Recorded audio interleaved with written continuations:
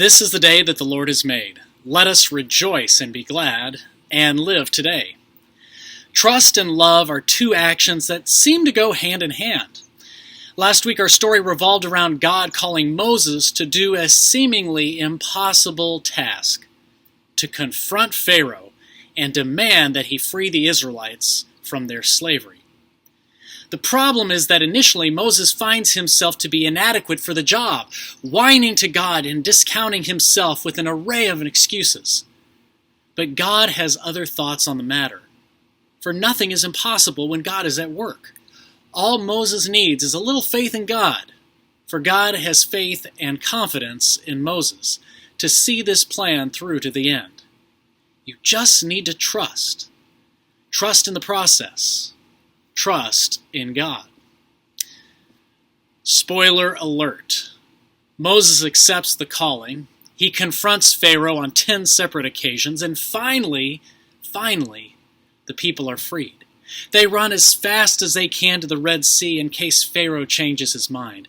Moses parts the sea, they pass on through, and they continue their journey through the wilderness with a pit stop at Mount Sinai, where Moses receives the law from God.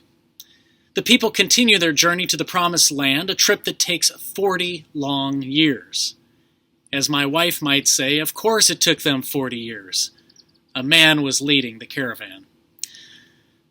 So now the people sit on the other side of the Jordan River, ever so close to entering into this land flowing with milk and honey. Moses calls the people together to entrust them with some final words of wisdom, as he will not be making that final leg of the journey with them. The journey up to this point has been fully built on trust. There is no way that this ragtag group of individuals would make it this far without it. They trusted that God would free them. They trusted that he would provide for them in the wilderness wanderings. They trust that he will successfully allow them to cross the Jordan River. Moses wants the people to continue to keep this level of trust in God and to renew their covenant and relationship with him. As these people prepare to enter into the Promised Land, they ought to remember who it was that brought them there. It wasn't Moses, it was God. It was by God's hand and his direction that the Israelites have successfully traversed the land. It is by God's will that they will settle in this new place and be the beneficiaries of its abundance.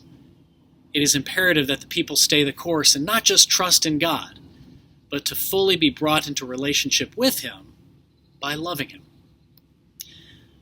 Moses says to the people, "Hear, O Israel, the Lord is our God, the Lord alone.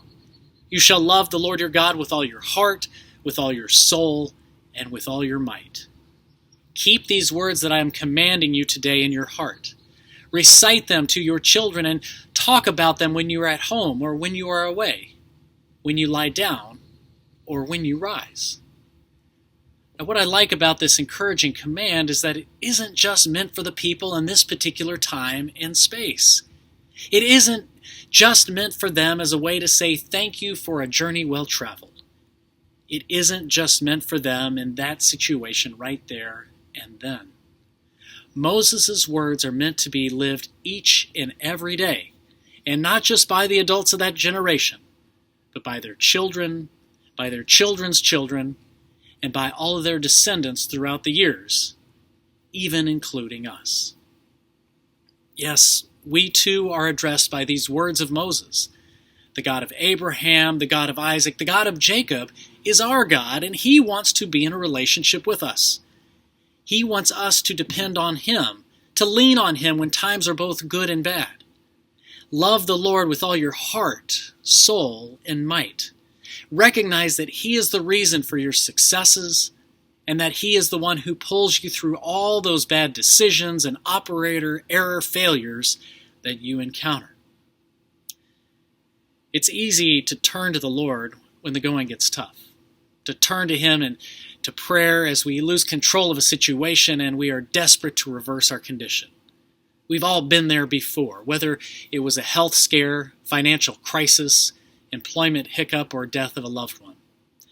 We know not what to do, so we ask God to guide us in our decision making, to give us strength to endure, to lend us a hand and lift us up out of the predicament that we face.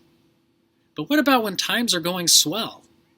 Those times when the success that we experience clouds our thinking and we begin to believe that we are fully in control, that our decision-making has caused us to be prosperous, that God is just fading into the woodwork of our lives, not actively participating or even overly concerned about our welfare or our well-being. The Dutch have a legend about a spider. Now, this spider was a respectable, well-behaved creature living high in the rafters of a barn. One day it looked down from its rafter and said to itself, "I wonder what the world is like down there below." The adventurous spider then swung downward on its long, sturdy thread, and it came to rest on a beam far below. Pleased with its new surroundings, it spread its web and it set up a home. And there it lived, spending long days catching flies and growing fat and prosperous. Then one day it noticed this long, sturdy thread running into the darkness high above. The puzzled spider said, "I wonder what that thread is for. I cannot see its purpose. I will do without it." So the spider broke the thread, and its little world collapsed. Like the forgetful spider, we too grow fat, prosperous, and self-sufficient, and therefore we cut our ties with God. We act as if we are the only God that we need. But when that tie is severed, that tie that we rely on, that tie that we lean on, our whole world tumbles down on top of us. Our lives are much more full and filled with life when we lean on God and love Him with our heart, soul, and might as we nurture our relationship with Him every day. How many times have you heard someone say, "Well, what good is there in going to church or reading the Bible or spending time in prayer?" Well, ought they not remember that these acts of worship build a tie between the security of heaven and the instability of earth? Church worship gathers spiritual reserves that brace us in times of trouble and bring us out again into the sunshine of God's smile. It is one of those many ways that strengthen the tie that binds us to our God. A party of inexperienced men once climbed a mountain in Switzerland during a stormy weather. They made their ascent on the sheltered side of the mountain. Now at the top, exhilarated by the thought of the view before them, they all stood up to survey the beauty about them. They were almost blown over by the wind. That's when the guide caught them and pulled them down and said, "On your knees, men, on your knees. You're only safe when you're on your knees." So it is when the fierce winds of misfortune sweep down upon us. Prayer to God and faith give us power to keep our footing. It is wise that we keep intact the precious tie between heaven and earth as we nurture our relationship with God through worship, praise, thanksgiving, and prayer. Our God is there for us in good times and in bad, just as He was there for those early Israelites. So heed those wise words of their earthly leader Moses and love God with all you've got, because sometimes that's all we've got. But whatever the case or situation might be, continue to have faith and to trust that God is always enough. Amen. Remember as you go about your day that yesterday is gone, tomorrow does not yet belong to you. So why not live today, knowing that you never walk alone? See y'all next week. Later.